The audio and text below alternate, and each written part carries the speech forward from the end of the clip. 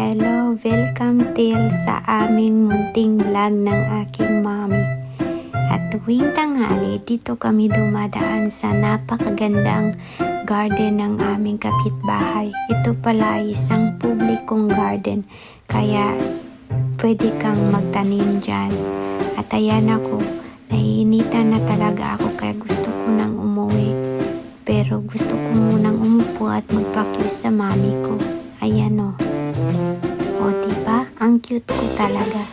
Kaya si mami, hintong-hinto talaga siya lagi kasi nagagalak siya sa nakikita niyang mga gulay dito at mga prutas. At sabi niya pa, gusto niya daw harbisin na hindi naman sa kanya. Kaya sinasabi ko, baka barilin ka dyan, kaya dito na lang ako. Uupo na lang ako dito at mag-relax habang hinihintay ka. Sabi niya pa, meron daw kalabasa na mukha daw pipino sa Pilipinas. Pero ako hindi ko nga alam yun. Pero ang ganda din naman ng mga bulaklak. Sabi ko kay mami, picturean niya or videohan niya. Pero ako gusto ko na talagang umuwi. At ayan, dumaan kami sa isang kuweba na patungong Kabihasnan.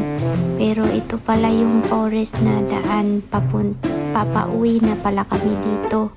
At pwede ka naman ditong dumaan pabalik. Kaya salamat sa pagtutok nyo sa mini vlog namin. Bye!